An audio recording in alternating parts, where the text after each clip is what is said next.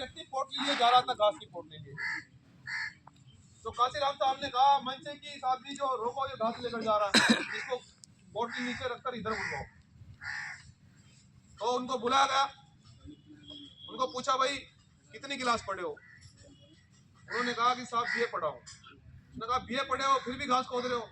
उसने कहा साहब आपको पता है कि घास खोदने वाले को, मजदूर को कोई एमपी एमएलए तो वो नहीं बन सकता, ना डीएम कलेक्टर बन सकता। उसने कहा अरे तुम्हें किसने बताया कि साहब अब तक तो नहीं बना है, ये अब बनेगा। उसको कहा अरे इसको गाड़ी में बिठाओ, लखनऊ चलना है लेकर। उसको एमएलसी बनाकर अगले दिन भेज दिया वहां पर।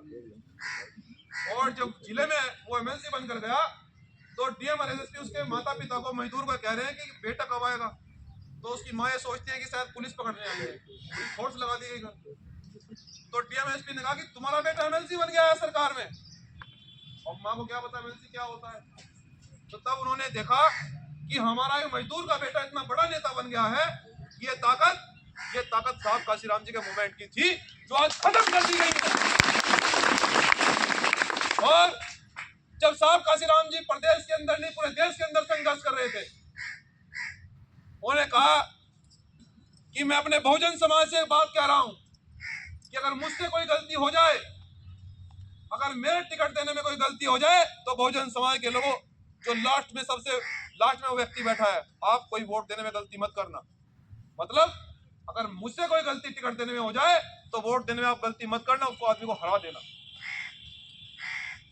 और जब संघर्ष करते करते साहब काशीराम जी ये भी कहकर गए कि हमें आंदोलन को आगे बढ़ाने के लिए, हमें मूवमेंट को आगे बढ़ाने के लिए, जिस सामाजिक आंदोलन को भीम आर्मी जय भीम संगठन चला रहा है, ऐसे आंदोलनों को हमने उनके रास्तों पर, इस आंदोलन को हम इधर लेकर आए हैं कि हमें टिकाऊ आंदोलन की,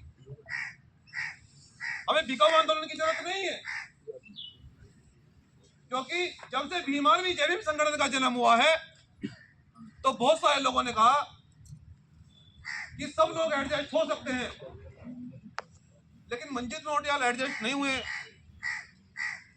मैंने उनसे यह कहा कि मंजीत नौटियाल कोई किसी नट का बोल्ट नहीं है कि एडजस्ट हो जाएगा। मंजीत नौटियाल खुद में एक मशीन है। और हम उस मूवमेंट को तैयार करेंगे जो इस देश के अंदर ऐसे टिकाऊ नेता बनाएगा जो संसद और विधानसभा में जाकर आप जैसे लोग दहाड़ेंगे। आपसे वादा कर रहे हैं हम इस आंदोलन को इतना तेज ले जाएंगे, इतना मजबूत करेंगे कि जो सत्ताधारी लोग हैं वो आपके आंदोलन से, कि नीले गमछे वाले लोग आ गए भैया, ना तो अन्य हो सकता है और न ये सुनते हैं। क्योंकि हमने आपको एक बात बता रखी है, पहले तो निवेदन और फिर दे दनादन, लेकिन उसकी जरूरत नहीं है।